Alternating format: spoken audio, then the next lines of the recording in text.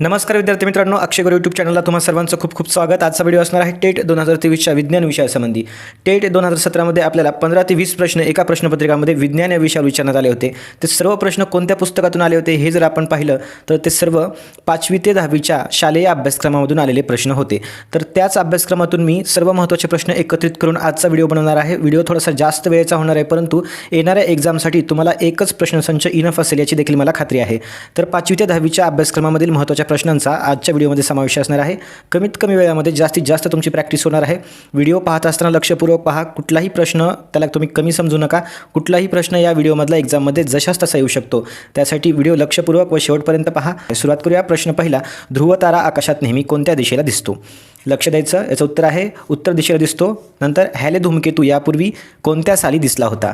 उत्तर आहे 1986 या वर्षी दिसला होता। आणखीन महत्त्वाची माहिती म्हणजे हॅले हा धूमकेतू आहे तो किती वर्षानंतर दिसतो? तर 76 वर्षानंतर दिसतो। हे तुम्ही अभ्यासक्रमामध्ये वाचलं असेल। आपल्या सर्व शालेय अभ्यासक्रमामधील जशास तशी माहिती या ठिकाणी प्रश्नांच्या स्वरूपात आपण शिकणार आहोत, त्याच्यामुळे खूप महत्त्वाचं असणार आहे।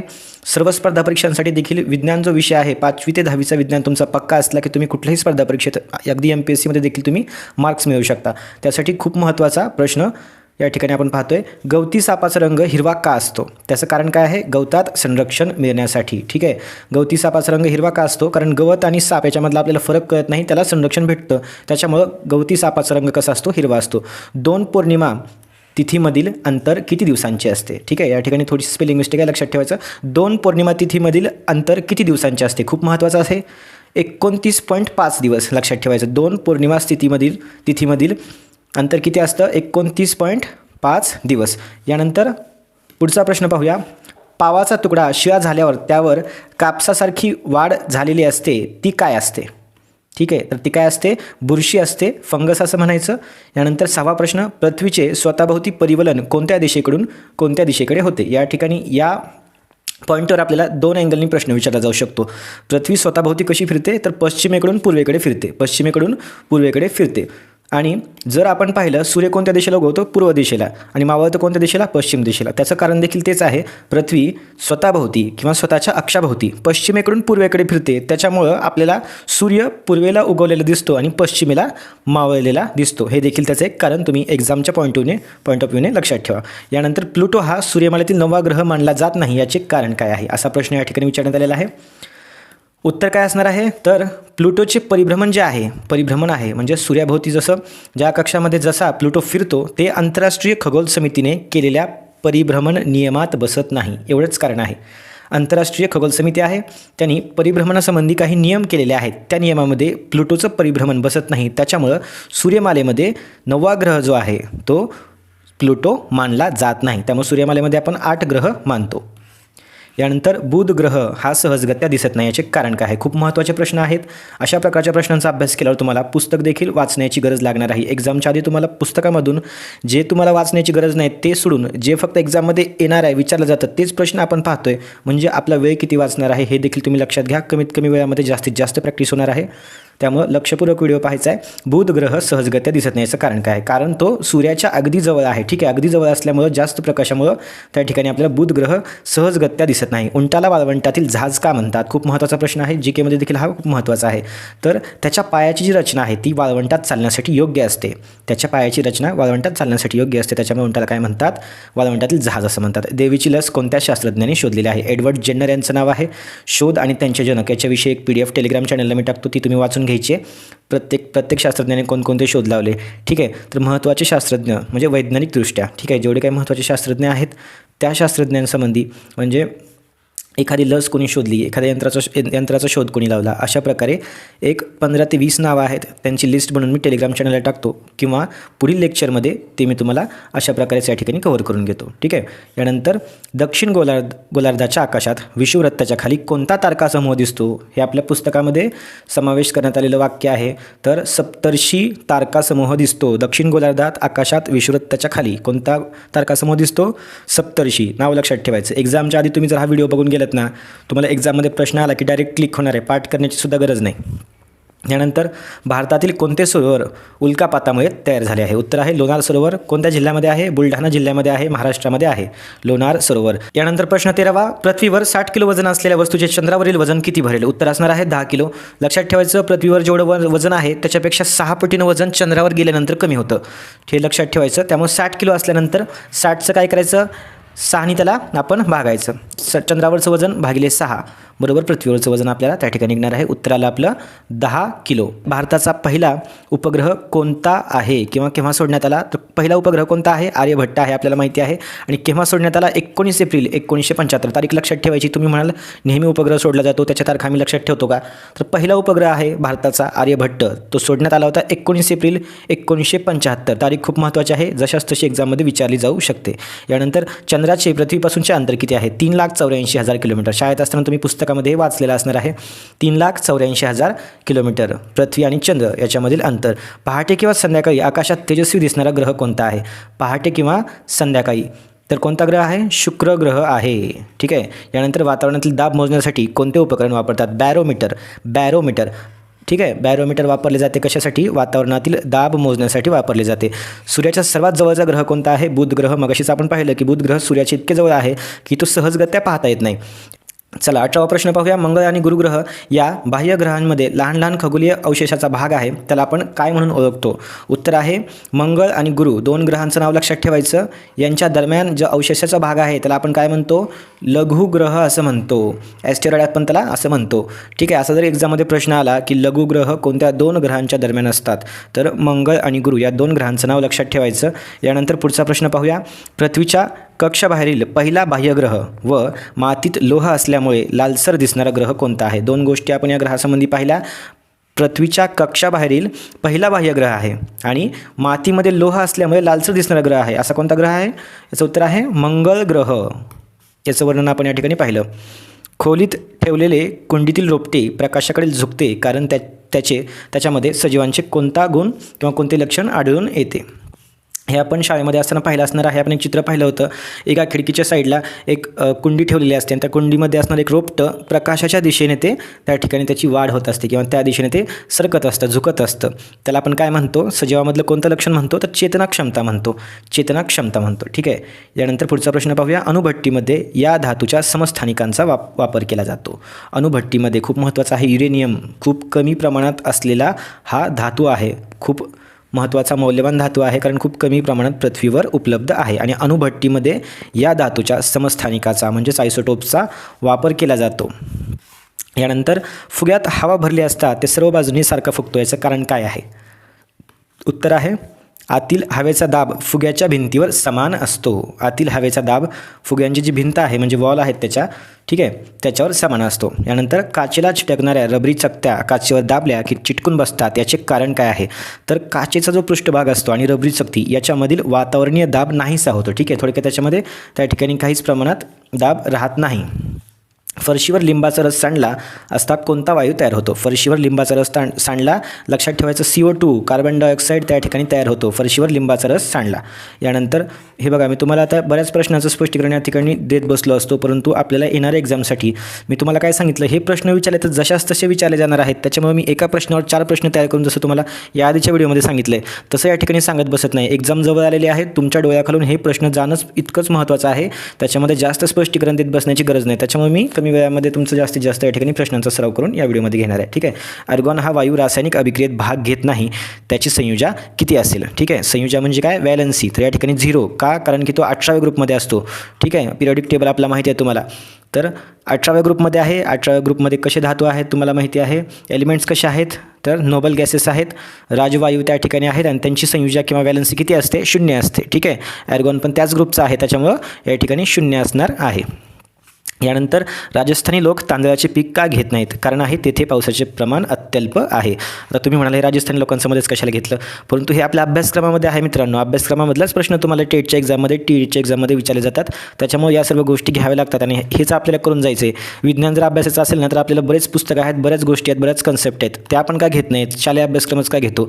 जशाच तसे प्रश्न एक्झाममध्ये विचारले जातात आणि आपली तर शिक्षक भरती आहे, त्याच्यामुळे आपल्यासाठी तर शालेय अभ्यासक्रमच खूप जास्त महत्त्वाचा आहे. त्याच्यातूनच प्रश्न येतात. शाई भरणीतील शाई खाली सांडत नाही कारण शाई भरणीच्या आतील व वातावरणाचा दाब याच्यामध्ये काय संबंध असतो? ठीक आहे, आतील आणि बाहेरचा दाब जो आहे त्याच्यामध्ये काय संबंध असतो की शाई भरणीतील शाई खाली सांडत नाही. तर आतील दाब आणि वातावरणातील दाब दोन्ही कसे असतात? सारखे असतात. त्याच्यामुळं शाई भरणीतील शाई खाली सांडत नाही. खूप महत्त्वाचं आहे. होकायंत्राचा प्रयोग सर्वात प्रथम कोणत्या देशातील दर्यावर्दींनी केला होता? उत्तर आहे ग्रीस आणि चीन या देशातील दर्यावर्दींनी केला होता. यानंतर पुढचा प्रश्न पाहू. अणूच्या बाह्यतम कक्षेतील जास्तीत जास्त किती इलेक्ट्रॉन्स असतात? बाह्यतम कक्षा म्हणजे आउटर मोस्ट शेल असते ती. ठीक आहे, आउटर मोस्ट शेल कशाची? ॲटमची. तर त्याच्यामध्ये बाह्यतम कक्षेमध्ये जास्तीत जास्त किती इलेक्ट्रॉन असतात? आकडा लक्षात ठेवायचा, 8 इलेक्ट्रॉन जास्तीत जास्त असू शकतात. यानंतर कोबाल्टचे समस्थानिक म्हणजेच आयसोटोप्स ठीक आहे कोणत्या रोगाच्या उपचारासाठी वापरतात? उत्तर आहे कर्करोग म्हणजे कॅन्सरसाठी, कॅन्सरचं क्युअर करण्यासाठी कोबाल्टचे आयसोटोप्स यूज करतात. यानंतर चुंबकाला उष्णता दिल्यावर त्याचा परिणाम काय होतो? चुंबकत्व नष्ट होते. यानंतर हेलियमचा अनुक्रमांक किती आहे? ॲटॉमिक नंबर किती आहे? 2 आहे. लोखंडाचे गंजणे ही अभिक्रिया कशामुळे घडते? तर ऑक्सिडीकरण. ठीक आहे, ऑक्सिडायझेशन आपण त्याला इंग्लिशमध्ये म्हणतो, मराठीमध्ये ऑक्सिडीकरण. लोखंडाचे गंजणे. पहा, खूप एक्झाममध्ये प्रश्न हा विचारलेला आहे, तरी देखील आपला प्रश्न चुकतो. एकदाच व्यवस्थित लक्षात ठेवून घ्या, लोखंडाचे गंजणे कशामुळे आहे? ऑक्सिडीकरणामुळे आहे. सोडियमची संयुजा व्हॅलेन्सी 1 आहे, तर त्याच्या बाह्यतम कक्षेतील इलेक्ट्रॉनची संख्या किती असेल? उत्तर या ठिकाणी दिलेलं आहे 1. 1 का आहे? पहा मित्रांनो, संयुजा म्हणजे काय असतं? एखाद्या ॲटमच्या बाह्यतम कक्षेमध्ये किती इलेक्ट्रॉन आहेत त्याची संख्या म्हणजेच काय असते? संयुजा असते. ठीक आहे, त्याच्यामुळे या ठिकाणी काय सांगितले? सोडियमची संयुजा किती आहे? 1 आहे, तर त्याच्या बाह्यतम कक्षेमध्ये इलेक्ट्रॉन किती असणार आहे? 1च असणार आहे. बाह्यतम कक्षेमध्ये 1 इलेक्ट्रॉन आहे म्हणूनच व्हॅलेन्सी किंवा संयुजा त्याची 1 आहे असा त्याचा अर्थ होतो. ठीक आहे, तर 35वा प्रश्न पाहू. सामान्यतः अणू हा विद्युत प्रभारदृष्ट्या उदासीन असतो, याचे कारण काय आहे? कारण हे आहे की अणूमध्ये प्रोटॉन्स आणि इलेक्ट्रॉन्स असतात. ठीक आहे, दोन्हींची संख्या सारखी असली मग ते उदासीन होऊन जातं नंतर. ठीक आहे, म्हणजे इक्वल झालं की त्याच्यामध्ये ना धनप्रभार राहतो ना ऋण राहतो, म्हणजे उदासीन होऊन जातं. प्रोटॉन्सवरील धनप्रभार आणि इलेक्ट्रॉन्सवरील ऋणप्रभार हे दोघे कसे असतात? सारखे असतात. त्याच्यामुळे अणू हा कसा असतो? उदासीन असतो. यानंतर मूलद्रव्यांचा अणुवस्तुमानांक काढण्याचे सूत्र काय? अणुवस्तुमानांक लक्षात ठेवायचा, ॲटॉमिक मास. इंग्लिश मीडियमवाले लक्षात ठेवा, ॲटॉमिक मास. अणुवस्तुमानांक म्हणजे काय? ॲटॉमिक मास बरोबर प्रोटॉन्स अधिक न्यूट्रॉन्स, P+N एवढं लक्षात ठेवा. अणुवस्तुमानांक. जशाच तसे प्रश्न विचारले जातील, लक्षपूर्वक ऐका. थोडंसं बोरिंग वाटलं तरी सोडायचं नाही, कारण आपल्याला विज्ञान विषयामध्ये मार्क्स घ्यायचे आहेत मित्रांनो. मानसशास्त्र विषयाचा आपण अभ्यास करतोय. 30पैकी 30 मार्क्स जवळपास आपल्याला मानसशास्त्रामध्ये घ्यायचे आहेत. आता विज्ञान विषयाचा प्रश्नसंच घेऊन मी आलेलो आहे. विज्ञान विषयाच्या प्रश्नसंचामध्ये आपल्याला असेच प्रश्न घेणार आहे की जे एक्झाममध्ये येतील, शालेय अभ्यासक्रमामधलेच प्रश्न, आणि तेच वाचून जायचं आहे. जास्त टाईमपास करायचं नाही जास्त पुस्तक वाचण्यामध्ये. एक्झाम खूप जवळ आलेली आहे आणि आपल्याला मार्क्स पडले पाहिजेत एक्झाममध्ये. आपल्या सभोवताली प्रचंड वजनाचा हवेचा दाब असूनही आपल्याला तो जाणवत नाही. याचं कारण काय? तर आपल्या शरीरातील दाब जो असतो आणि वातावरणातील दाब हे कसे असतात? सारखे असतात. ठीक आहे, यानंतर साखरेपासून अल्कोहोल तयार करता येते, ही प्रक्रिया कोणती आहे? खूप महत्त्वाचं आहे. किण्वन म्हणतात त्याला. साखरेपासून अल्कोहोल तयार करता येण्याची प्रक्रिया किण्वन म्हणतात त्याला. ठीक आहे, फर्मेंटेशन असं त्याला म्हणतात. ठीक आहे, या ठिकाणी वाईन, बियर हे जे तयार होतात ना, ते या प्रक्रियेतून तयार होतात. ही गोष्ट लक्षात ठेवायची, किण्वन, फर्मेंटेशन. यानंतर अनुवांशिक गुण पुढील पिढीला कशाद्वारे संक्रमित होतात? अनुवांशिक गुण असतात. ठीक आहे, अनुवांशिक गुण असतात किंवा केसांचा रंग, उंची, डोळ्यांचा रंग, अशा प्रकारचे गुण. ठीक आहे, गुणसूत्र, क्रोमोझोम्स. ठीक आहे, मेल क्रोमोझोम्स, फिमेल क्रोमोझोम्स आपण पाहिलेला आहे. 23 जोडे असतात. तर अशा प्रकारे अनुवांशिक गुण पुढील पिढीला कशाद्वारे संक्रमित होतात? तर क्रोमोझोम्स, गुणसूत्र लक्षात ठेवायचं. पुढचा प्रश्न, पेशीमध्ये येणाऱ्या जाणाऱ्या पदार्थावर नियंत्रण ठेवण्याचं काम कोणाचं असतं? पेशींमध्ये, ठीक आहे, एखादी पेशी आहे तर त्या पेशीमध्ये येणाऱ्या जाणाऱ्या पदार्थावर नियंत्रण कोण ठेवतं? तर पेशीपटल ठेवतं. इंग्लिशमध्ये सांगितलेलं आहे सेल मेम्ब्रेन असं म्हणतात. ठीक आहे, ज्यांचा इंग्लिशमधून सायन्स झाला असेल त्यांनी टेन्शन घेऊ नका. थोडंसं मराठीतले शब्द पण वाचत जा. एक्झाममध्ये सगळं इंग्लिशचंच कामाला येत नाही, किंवा जे मराठीमध्ये करतात त्यांनी इंग्लिशचे शब्द पण थोडेसे लक्षात ठेवत जा.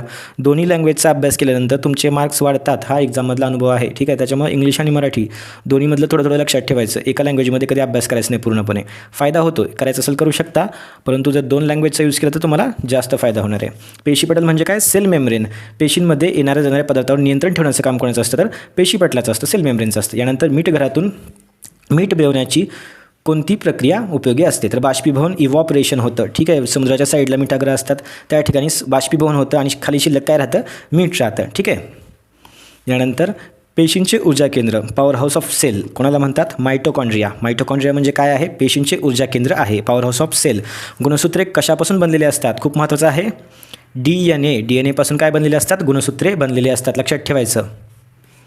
यानंतर वनस्पती तेलापासून वनस्पती तूप मिळवण्यासाठी कोणत्या वायूला वापरले जाते, तर हायड्रोजन गॅस यूज केला जातो वनस्पती तेलापासून वनस्पती तूप मिळवण्यासाठी, हायड्रोजन गॅसचा उपयोग केला जातो. यानंतर यारीमध्ये चुंबकाच्या कोणत्या गुणधर्माचा उपयोग केला जातो, ठीक आहे, यारीच्या सहाय्यानं एखादी वस्तूवर उचलली जाते, म्हणजे चुंबकाच्या आकर्षण, समजा लोखंडाची वस्तू आहे ती उचलून एका ठिकाणून दुसऱ्या ठिकाणी नेता येते, आकर्षणचा या ठिकाणी यूज केला जातो. गोल चुंबकाचे ध्रुव कोठे असते, ठीक आहे, आडवा चुंबक असला त्याचा आपल्याला माहिती आहे साऊथ आणि नॉर्थ 2 पोल असतात, त्या ठिकाणी गोल चुंबकाला आपल्याला वाटते की नेमकं साऊथ कुठला आणि नॉर्थ कुठला या ठिकाणी घ्यायचा, परंतु वर्तुळाकारामध्ये मागे पुढे त्या ठिकाणी ध्रुव गोल चुंबकाला सुद्धा असतात, ठीक आहे. गोल जर चुंबक असेल तर वर्तुळाकारामध्ये मागे पुढे ध्रुव असतात, ही गोष्ट लक्षात ठेवायची.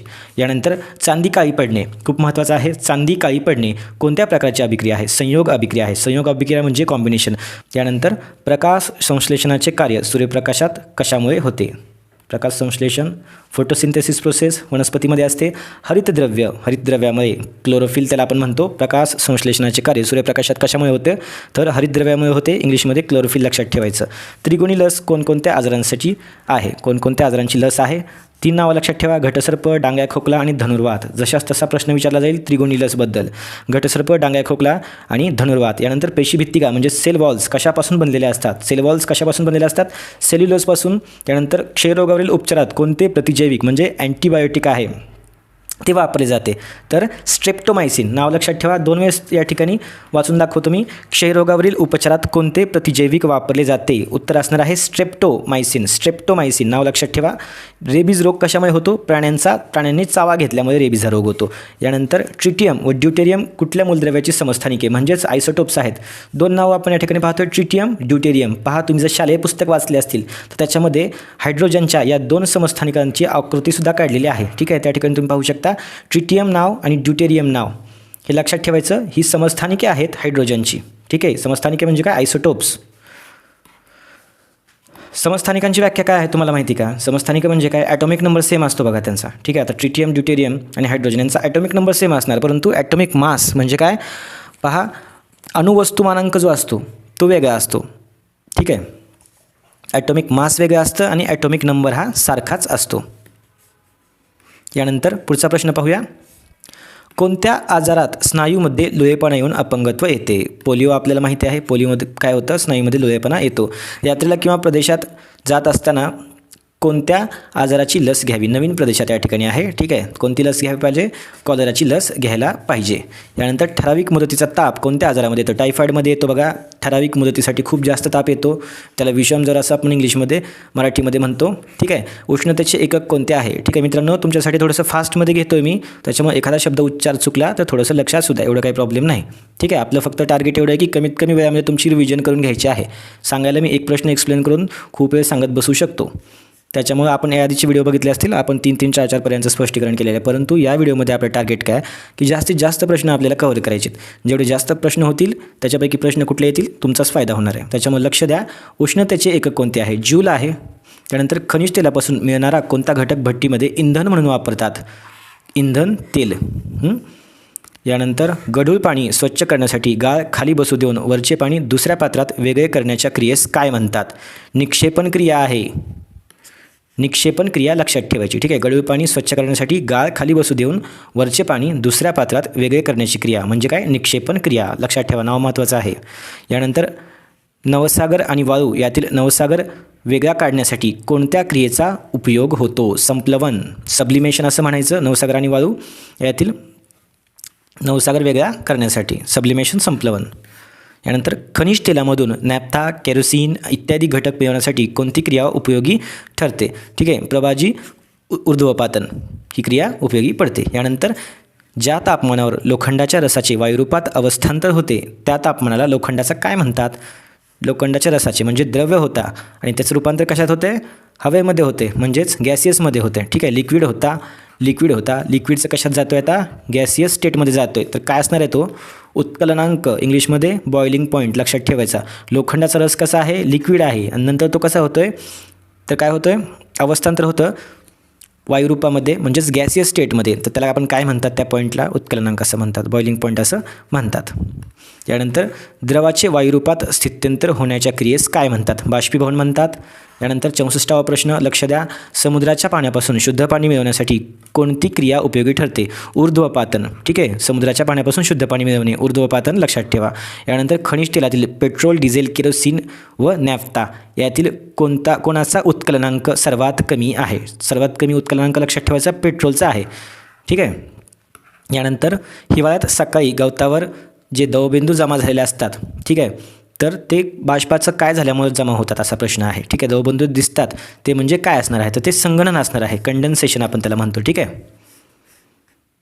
तर सकाळी हिवाळ्यामध्ये गवतावर दवबिंदू जमा झालेले दिसतात, तर ती क्रिया वातावरणातील जी बाष्प असते ती बाष्पाचं काय होतं, नंतर त्या ठिकाणी पाणी होतं, म्हणजे छोटे छोटे थेंब आपल्याला त्या ठिकाणी दिसतात. त्याला आपण काय म्हणतो? संगणन म्हणतो, कंडेन्सेशन असं म्हणतो. समजा, ठीक आहे, आपण समजा एखाद्या पातेल्यामध्ये पाणी गरम करायला ठेवलं आणि पाण्यापासून एक वाफ तयार होते आणि आपण काय केलं, त्या पातेल्यावर समजा आपण एक प्लेट ठेवली. ठीक आहे, मोठं एखादं भांडं ठेवलं, तर त्या भांडं जेव्हा आपण काढतो नंतर त्याच्या खालच्या साईडला बघा वाफ असते आणि थोडं पाणी चिटकलेलं असतं, त्याला आपण काय म्हणतो? तर त्या ठिकाणी संगणन झालं असं म्हणतो. कंडेन्सेशन होण्याची ती प्रक्रिया आपण पाहू शकता. ठीक आहे, म्हणजे वाफ असते, त्या वाफेपासून काय तयार होतं? नंतर पाणी तयार होतं. यानंतर कापूरची वडी लहान होत जाते तेव्हा कोणती क्रिया घडते? खूप महत्त्वाचं आहे, घरगुती उदाहरण आहे. हे प्रश्न परत एक्झाममध्ये विचारले जाऊ शकतात. संप्लवन असं म्हणतात त्याला. ठीक आहे, सब्लिमेशन उदाहरण आणि हा शब्द लक्षात ठेवायचा.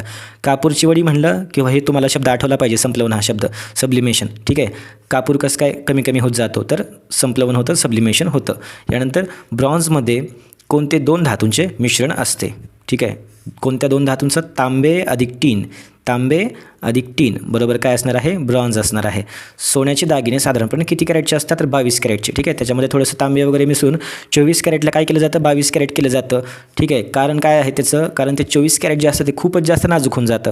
सोन्याचे दागिने 24 कॅरेटचे बनवले तर ते तुटून जातील किंवा ते टिकू शकणार नाहीत, त्याच्यामुळे 22 कॅरेटचे दागिने बनवले जातात. लक्षात ठेवायचं, 24 कॅरेटचे दागिने नसतात, आपण 22 कॅरेटचे दागिने बनवतो. विद्युत वाहक तारा कोणत्या धातूच्या बनवल्या जातात? तांब्याच्या धातूच्या त्या विद्युत वाहक तारा असतात. स्टेनलेस स्टील काय आहे? संमिश्र आहे. पहा, ॲलॉय म्हणतो आपण त्याला इंग्लिशमध्ये. संमिश्र आहे स्टेनलेस स्टील. त्यानंतर आगपेटीवर लागलेल्या गुलमध्ये कोणता अधातू असतो? फॉस्फरस असतो. आगपेटीमध्ये लावलेला जो गुल असतो, काडीपेटी आपण ज्याला म्हणतो. ठीक आहे, मॅच बॉक्सला. यानंतर सोडियमचे कोणते संयुग आपण खाद्यपदार्थामध्ये यूज करतो? सोडियम क्लोराईड, NaCl म्हणजे काय? खायचं मीठ. सोडियमचं ते काय आहे? संयुग आहे. कोणता अधातू जखमेवर लावण्यात येणाऱ्या औषधात वापरतात? आयोडीन वापरतात. बरोबर, आयोडीन वापरतात जखम झाल्यावर. त्यानंतर गोबर गॅस संयंत्रणातून कोणता वायू मिळतो? गोबर गॅसमधून कोणता वायू मिळतो? मार्श गॅस असं आपण त्याला म्हणतो, मार्श गॅस, मिथेन. यानंतर ग्रॅफाईटला जाळले असता कोणता वायू मिळतो? ग्रॅफाईटला जाळलं तर कोणता वायू मिळतो? कार्बन डायऑक्साईड मिळणार आहे ग्रॅफाईटला जाळल्यानंतर. अग्निशामकमध्ये कोणता वायू वापरला जातो? ठीक आहे, अग्निशामकमध्ये किंवा फायर एक्सटिंग्विशर्स जे असतात त्याच्यामध्ये कोणता वायू यूज केला जातो? कार्बन डायऑक्साईड यूज केला जातो. आग विझवण्यासाठी येतात बघा ते. त्यानंतर आपण वापरतो तो सिलेंडरमध्ये वायू कोणता असतो? तर ब्युटेन असतो. तुम्ही म्हणाल LPG असतो, पण ते त्याचंच एक स्वरूप आहे, लिक्विफाईड पेट्रोलियम गॅस. LPG जो असतो ना, LPG, ठीक आहे, त्याचंच एक हे दुसरं स्वरूप आहे. ठीक आहे, त्याला काय म्हणतात? आपण जो सिलेंडर वापरतो त्याच्यामध्ये कोणता वायू असतो? तर ब्युटेन हा वायू असतो.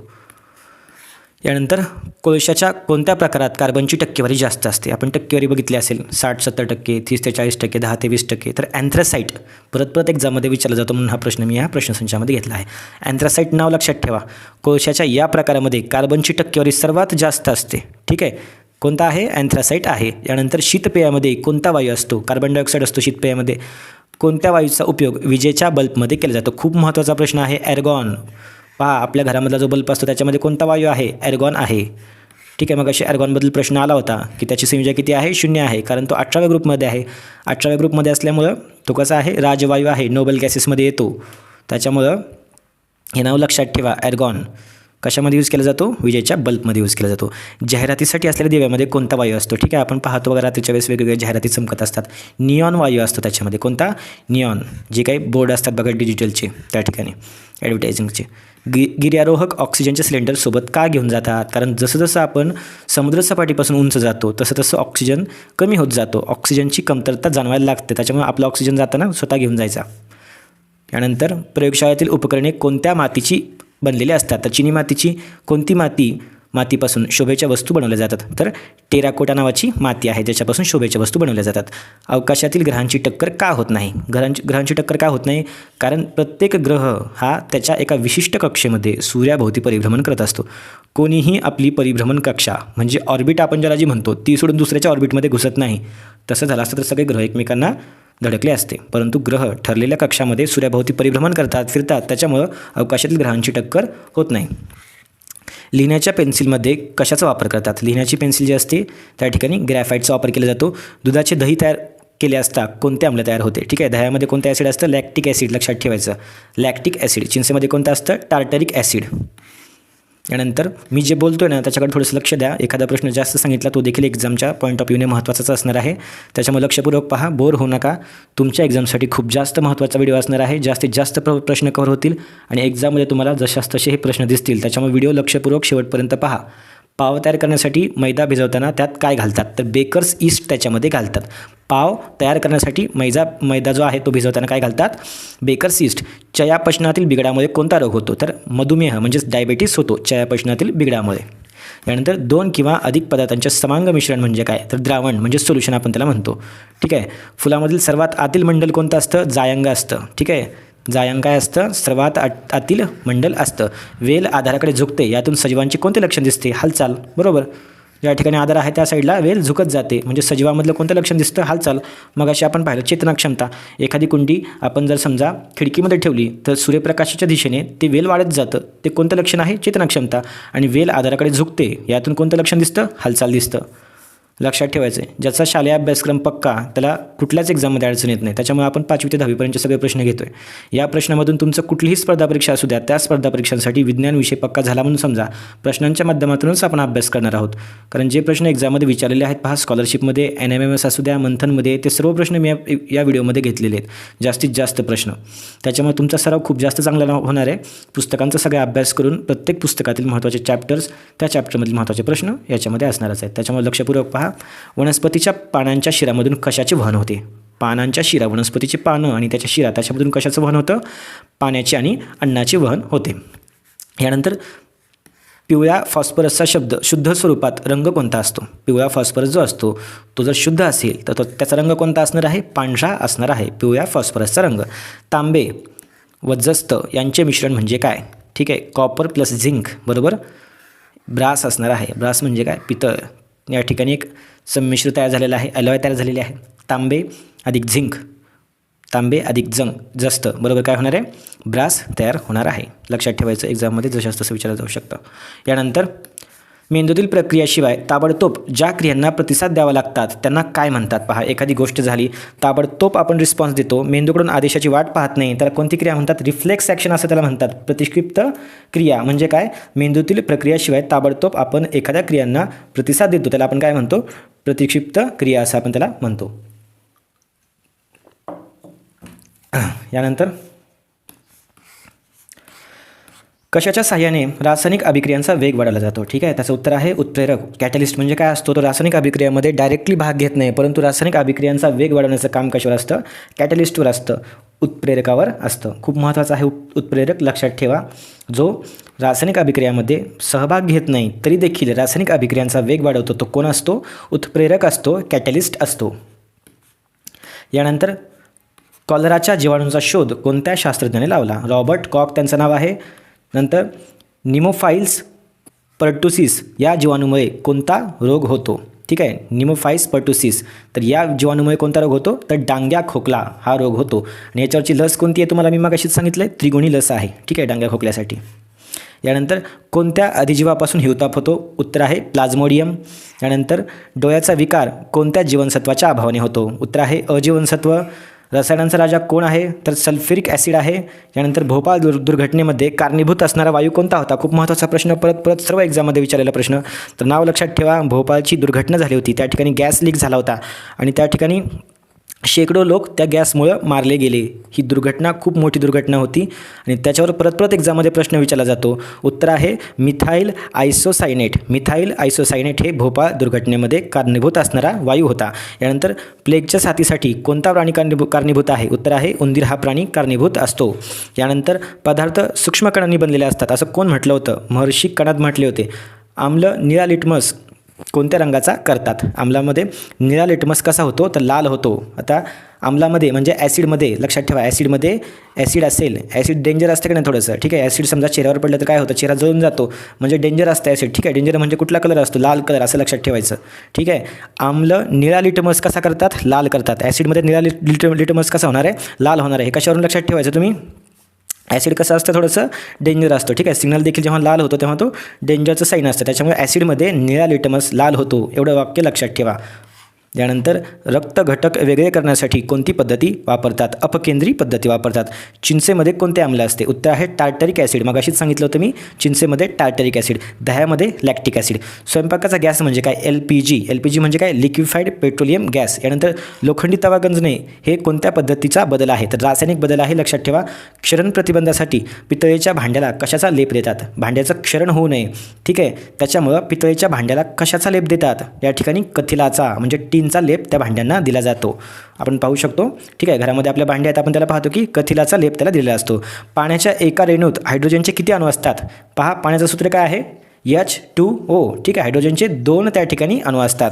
यानंतर कपड्यात ठेवलेल्या डांबर गोळ्या हळूहळू लहान होतात, याचं कारण काय आहे? संपलवन. मगाशी पण मी सांगितलं होतं, कापुराचं पण तेच आहे. घरामध्ये ठेवलेला जो कापूर असतो, कापूर म्हटलं की संपलवन लक्षात ठेवा, सब्लिमेशन लक्षात ठेवा. तसंच डांबर गोळ्यासुद्धा कमी कमी होत जातात, त्याचं कारण काय आहे? संपलवन किंवा सब्लिमेशन. खूप महत्त्वाचं आहे, एक्झाममध्ये विचारलं जाऊ शकतं. शहामृगाची आयुर्मर्यादा किती असते? तर उत्तर आहे 50 वर्ष असते शहामृगाची आयुर्मर्यादा. त्यानंतर दलपुंज कशाचे बनलेले असते? तर पाकळ्यांचे बनलेले असते. नंतर मुळाच्या टोकांचे संरक्षण कशामुळे होते? तर मूल टोपी लक्षात ठेवायचं, मूल टोपी किंवा मूल टोपी. यानंतर इंद्रिय कशाने बनलेले असतात? खूप महत्त्वाचा प्रश्न आहे, छोटासा प्रश्न आहे, एक्झाममध्ये चुकू शकतो. इंद्रिय कशाचे बनलेले असतात? तर ऊतींचे, टिश्यूजचे बनलेले असतात. यानंतर H1N1 विषाणूमुळे कोणता आजार होतो? तर स्वाईन फ्लू हा आजार होतो. C जीवनसत्वाच्या अभावामुळे कोणता रोग होतो? स्कर्वी हा रोग होतो. D जीवनसत्वाच्या अभावामुळे कोणता रोग होतो? तर मुडदूस हा रोग होतो. C मुळे स्कर्वी आणि D मुळे मुडदूस, एवढं लावा लक्षात ठेवा.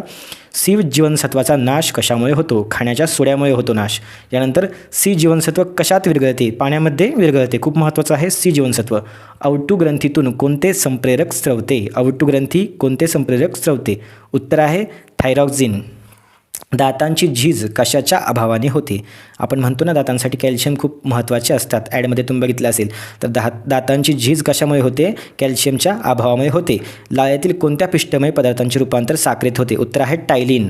नाव खूप महत्त्वाचं आहे, टायलिन. लाळेतील कोणता पिष्टमय पदार्थ असतो असा देखील आपल्याला प्रश्न विचारला जाईल. लाळेमध्ये कोणता पिष्टमय पदार्थ असतो? उत्तर आहे टायलिन. तर त्याचं रूपांतर कशात होतं? नंतर साखरेमध्ये होतं. लाळ ग्रंथी कुठे असते? कांचीलाजवळ असते. पक्ष्यांना नाकाऐवजी श्वास घेण्यासाठी काय असतात? तर छिद्रे असतात, ठीक आहे. पक्ष्यांना नाकाऐवजी श्वास घेण्यासाठी काय असतात? छिद्रे असतात. श्वासपटलाच्या उचलल्यामुळे फुफ्फुसावर दाब पडतो, तेव्हा हवा काय होते? हवा बाहेर ढकलली जाते. श्वासपटलाच्या उचलण्यामुळे फुफ्फुसावर दाब पडला असता हवा बाहेर ढकलली जाते. यानंतर छातीच्या पिंजऱ्याच्या तळाशी असलेला स्नायुमय पडदा, छातीच्या पिंजऱ्याच्या तळाशी असलेला स्नायुमय पडदा म्हणजेच श्वासपटल असतं. यानंतर रक्ताभिसरण संस्थेतील पातळ भिंतीच्या वाहिन्या म्हणजे काय आहेत? तर कोशिका आहेत, कॅपिलरीज आपण त्याला म्हणतो. सस्तन प्राण्यांची रक्ताभिसरण संस्था बंदिस्त असते की उघडी असते? ठीक आहे, तर बंदिस्त असते, लक्षात ठेवायचं. उघडी नसते, बंदिस्त असते, ठीक आहे. यकृतात कोणता रस तयार होतो? यकृतामध्ये कोणता रस तयार होतो? तर पित्तरस तयार होतो, ठीक आहे. बाईल ज्यूस आपण म्हणतो त्याला. अन्न घुसळण्याची क्रिया पचन संस्थेच्या कोणत्या अवयवात होते? अन्न घुसळण्याची क्रिया पचन संस्थेच्या कोणत्या अवयवात होते? उत्तर आहे जठरामध्ये अन्न घुसळलं जातं. चावलेलं अन्न कशाच्या साह्याने अन्ननलिकेत जाते? जिभेच्या साह्याने अन्ननलिकेमध्ये चावलेलं अन्न जातं. नंतर पचन झालेल्या पोषक पदार्थांचे रक्तामध्ये शोषण शरीरात कोठे होते? लहान आतड्यामध्ये, लक्षात ठेवा. लहान आतडे स्मॉल इंटेस्टाईनमध्ये काय होतं? तर पचन झालेले जे पोषक पदार्थ असतात त्यांचं रक्तामध्ये शोषण होतं. कशामध्ये? लहान आतड्यामध्ये. यानंतर सस्तन प्राणी म्हणजे मॅमल्स, त्यांच्या हृदयाला किती कप्पे असतात? तर 4 कप्प्यांचं हृदय असतं, 4 कप्प्यांचं, ठीक आहे, मॅमल्सचं, सस्तन प्राण्यांचं. यानंतर भ्रूणाचं लिंग केव्हा निश्चित होतं? गर्भधारणेच्या वेळी निश्चित होतं. ओल्या कचऱ्याचे खतात रूपांतर करण्यासाठी कोणत्या प्राण्याचा उपयोग होतो? उत्तर आहे गांडूळ, अर्थवॉर्म असं त्याला आपण म्हणतो. भाताच्या तुसावर कोणत्या प्रकारची शेती करण्यात येते? अळंबीची शेती करण्यात येते. नंतर वैश्विक तापमानात वाढ कोणत्या जीवनसत्वातून होते? ठीक आहे, वैश्विक तापमानात वाढ कोणत्या इंधनाच्या ज्वलनातून होते असा प्रश्न आहे. ठीक आहे, तर खनिज इंधनाच्या ज्वलनामधून वैश्विक तापमानामध्ये वाढ होते. थोडंसं टायपिंग मिस्टेक आहे, समजून घ्या. यानंतर मानवातील कोणता रक्तगट सर्वग्राही समजला जातो? सर्वग्राही म्हणजे ज्याला सर्व गटाचं रक्त चालतं. ठीक आहे, AB असतो त्याला युनिव्हर्सल काय म्हणतात? रिसिव्हर असं म्हणतात. ठीक आहे, आणि दुसरा आहे मानवातील कोणता गट सर्वदाता आहे? सर्वदाता कोण आहे? O आहे. आणि सर्वग्राही कोण आहे? AB आहे. 2 गोष्टी लक्षात ठेवा. यानंतर अशुद्ध रक्तात कोणता वायू कमी झालेला असतो? तर ऑक्सिजन. रक्तामध्ये ऑक्सिजन कमी झालं की रक्त कसं झालं म्हणायचं? अशुद्ध झालं असं म्हणायचं. यानंतर वनस्पतीमधील शाकीय प्रजननाची कृत्रिम पद्धत कोणती? शाकीय प्रजननाची कृत्रिम पद्धत कोणती आहे? कालिकायन असणार आहे. यानंतर अमिबा या एकपेशीय प्राण्याचे प्रजनन कोणत्या पद्धतीनं होतं? पहा, विभाजन होतं आणि त्याचं प्रजनन होतं. नंतर पृथ्वीच्या गाभ्यातून स्नायू भाग कशाने बनलेला आहे? स्नायू नाही, या ठिकाणी स्थायू भाग कशाचा बनलेला आहे? ठीक आहे, तर लोखंड आणि निकेल. पृथ्वीच्या गाभ्यातील स्थायू भाग, या ठिकाणी थोडंसं स्पेलिंग मिस्टेक आहे. स्थायू भाग कशाचा बनलेला आहे? लोखंड आणि निकेल. यानंतर पृथ्वीवरील ऋतू हे कशामुळे घडतात? खूप महत्त्वाचा प्रश्न आहे. पृथ्वीच्या भ्रमणामुळे ऋतू आपल्याला दिसतात. पाण्याचे बर्फात अवस्थांतर होताना कशात वाढ होत असते? आकारमनात वाढ होते. पहा, समजा तुम्ही एखादा ग्लास भरून पाणी फ्रीजच्या वरच्या कप्प्यामध्ये ठेवा.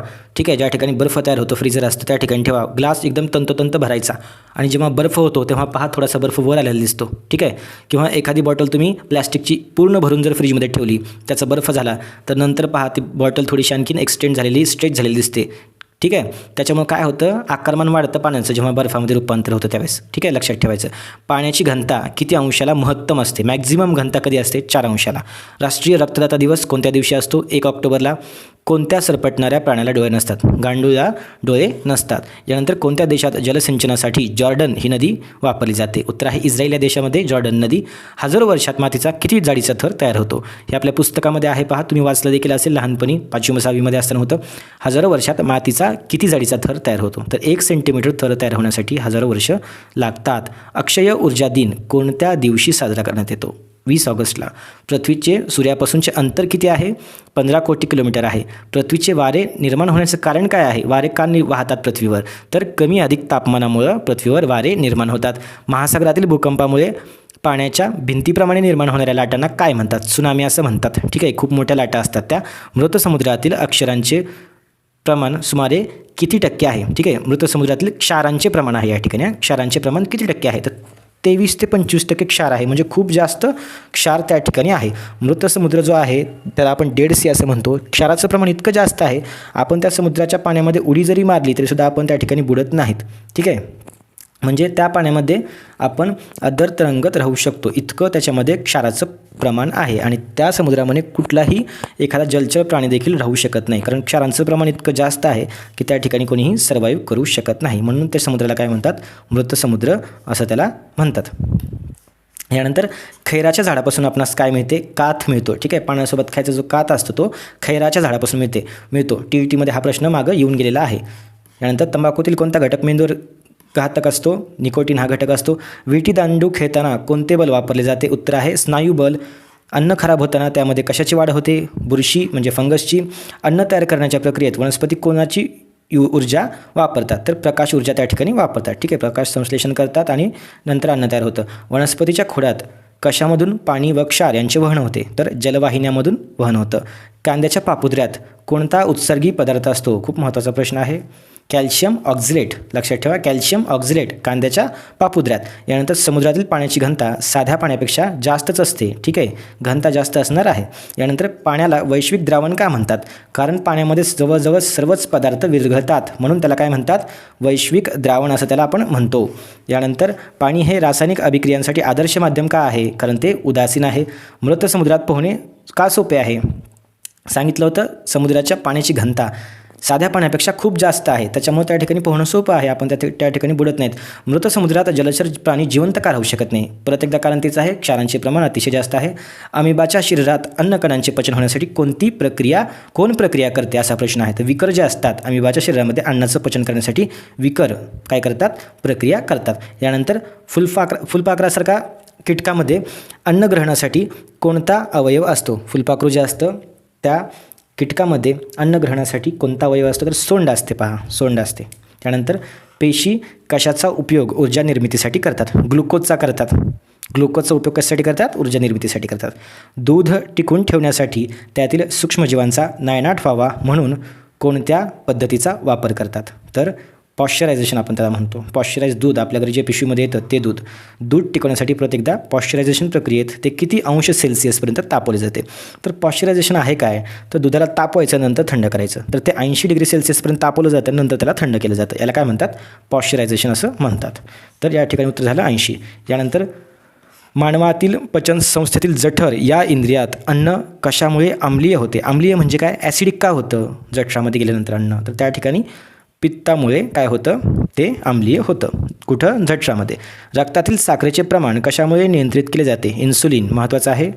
ठीक आहे, इन्सुलिनमुळं साखरेचं प्रमाण म्हणजे शुगरचं प्रमाण रक्तातलं काय केलं जातं? कंट्रोल केलं जातं. धान्य टिकवण्यासाठी घरगुती वापरतात कोणत्या प्रकारचा पाला वापरतात? तर कडुलिंबाचा पाला आपण पाहिला असेल गावाकडं पोत्यामध्ये जेव्हा आपण धान्य ठेवतो तेव्हा धान्य टिकवण्यासाठी घरगुती आपण काय उपाय करतो? तर कडुलिंबाचा पाला त्या ठिकाणी त्याच्यावर टाकत असतो. पॉश्चरायझेशन म्हणजे काय? 80 डिग्रीपर्यंत तापवायचं, नंतर काय करायचं? थंड करायचं. कांदे बटाटे व भाज्यांना कोंब येऊ नयेत म्हणून कशाचा मारा करतात? गॅमा किरणाचा मारा करतात. ठीक आहे, कांदे बटाटे व भाज्यांना कोंब येऊ नये म्हणून त्यावर गॅमा किरणांचा मारा करतात. आपण एखादी वस्तू उचलतो तेव्हा कुठल्या बलाच्या विरोधात ती आपण वस्तू उचलत असतो? तर गुरुत्वीय बल. पहा, एखादी वस्तू उचलतो, ठीक आहे, तर एखाद्यात गुरुत्वीय बल कसं असतं? तर ते वस्तूला वर आपण नेतो तेव्हा ते त्याला खाली ओढत असतं, म्हणजे त्याच्या विरोधात आपण ती वस्तू उचलतो. सूर्यप्रकाशात किती रंग असतात? 7 रंग असतात. सूर्यग्रहण कधी दिसते? अमावास्येला दिसते. यानंतर सूर्यप्रकाश साधारणपणे कोणत्या रंगाचा असतो? रंग एक्झॅक्टली लक्षात ठेवा. पिवळसर पांढरा. पिवळसर पांढरा हाच शब्द लक्षात ठेवायचा. यानंतर वनस्पतीच्या पानामधील हिरवा रंग कशामुळे असतो? हरितद्रव्यामध्ये असतो. ठीक आहे, हरितद्रव्यामुळे काय होतं? वनस्पतीच्या पानांना हिरवा रंग आलेला असतो. ठीक आहे. यानंतर कोणकोणत्या रंगाच्या उजेडात बियांची उगवण कमी असते? ठीक आहे, कोणत्या रंगाच्या उजेडात बियांची उगवण कमी असते? लाल रंगामध्ये बियांची उगवण कमी होते. लक्षात ठेवा. कोणत्या रंगाच्या उजेडात उगवण झालेल्या बियांची उंची कमी असते? उंची कमी असते सांगितले. निळ्या रंगाच्या उजेडात जर बियांची उगवण झाली असेल तर त्या ठिकाणी उंची कमी असते. यानंतर श्राव्य ध्वनीची वारंवारिता किती असते? खूप महत्त्वाचं आहे. 20 ते 20,000 हर्ट्झ. याच्यामध्ये आपण काय करू शकतो? श्राव्य ध्वनी असतो, ऐकू शकतो. ठीक आहे, 20च्या खाली ऐकू शकत नाही, 20 हर्ट्झच्या वर ऐकू शकत नाही. ठीक आहे. यानंतर आंदोलनकाल मोजण्यासाठी कोणते एकक वापरले जाते? सेकंद वापरलं जातं आंदोलनकाल. ठीक आहे. यानंतर वारंवारितेचं एकक कोणतं आहे? हर्ट्झ आहे. या ठिकाणी एकक पाहतोय आपण. आंदोलनकाल मोजण्यासाठी एकक कोणतं? सेकंद. आणि वारंवारिता मोजण्यासाठी हर्ट्झ. अवश्राव्य ध्वनी कोणता प्राणी ऐकू शकतो? ठीक आहे, वटवाघूळ ऐकू शकतो. जे आपल्याला ऐकू येत नाही ते त्याला ऐकू येतं. यानंतर अवश्राव्य ध्वनीपासून कोणत्या प्रकारची रडार यंत्रणा तयार करण्यात येते? तर उत्तर आहे सोनार. ठीक आहे, रडार यंत्रणेतील लहरींना समोरच्या लक्ष्यावरून काय होतं? तर पहा, रडार यंत्रणा असते ती काय करते? वेव्ज पाठवते आणि समोर एखादं लक्ष आलं, टार्गेट आलं, त्याच्यावर वेव्ज काय होतात? धडकतात आणि त्या रिटर्न येतात वापस, तेव्हा ती यंत्रणा काम करत असते. ठीक आहे. रडार यंत्रणेत लहरींचे समोरच्या लक्ष्यावरून काय होतं? तर परिवर्तन होतं. मी आत्ताच सांगितलं तुम्हाला, रिफ्लेक्शन होतं. समोर एखादं लक्ष आलेलं असतं, त्या लक्ष्यावर त्या वेव्ज जाऊन आदळतात आणि वापस येतात. ठीक आहे, तेव्हा काय होतं? या यंत्रणेचा वापर होतो. तर समोरील लक्ष्यावर काय होतं? त्याचं परावर्तन होतं. ठीक आहे, समजते ना. यानंतर समुद्रावरून जमिनीकडे वाहणारे वारे कशामुळे वाहतात? तर अभिसरण प्रवाहाने वाहतात. एवढं लक्षात ठेवा, अभिसरण प्रवाहामुळे वाहतात. यानंतर कोणत्या माध्यमातून ध्वनीचे प्रसारण होऊ शकत नाही? निर्वात, व्हॅक्यूममधून ध्वनी जाऊ शकत नाही. ठीक आहे, ध्वनीचं प्रसारण होण्यासाठी एकतर तुम्हाला वायू पाहिजे, द्रव पाहिजे किंवा स्थायू पाहिजे, कोणतं तरी माध्यम पाहिजे ना, किंवा बिना माध्यमाचं त्या ठिकाणी काय होतं? ध्वनीचं प्रसारण होऊ शकत नाही. तर निर्वात या माध्यमातून ध्वनीचं प्रसारण होत नाही. त्याला स्थायू, वायू, द्रव कोणतं तरी माध्यम पाहिजे असतं. ध्वनीचे प्रसारण कोणत्या माध्यमातून सर्वाधिक होते? लक्षात ठेवा, वायूमध्ये थोडासा कमी स्पीड असतो वायूमध्ये ध्वनीच्या प्रसारणाचा. ठीक आहे. त्याच्यानंतर काय असतो? द्रवमध्ये असतो त्याच्यापेक्षा जास्त, आणि सर्वात जास्त स्थायूमध्ये ध्वनीच्या प्रसारणाचा वेग असतो सर्वात जास्त. ठीक आहे, लक्षात ठेवायचं. ध्वनीचं प्रसारण कोणत्या माध्यमातून सर्वाधिक होतं? तर स्थायू माध्यमातून सर्वाधिक, त्यापेक्षा नंतर द्रव, त्याच्यानंतर वायू, आणि व्हॅक्यूममधून होत नाही. ठीक आहे, निर्वातमधून होत नाही. आत्ताच आपण प्रश्न पाहिला आहे. कन्सेप्ट क्लिअर करून घ्या, एक्झाममध्ये पैकीच्या पैकी मार्क्स येणार आहेत.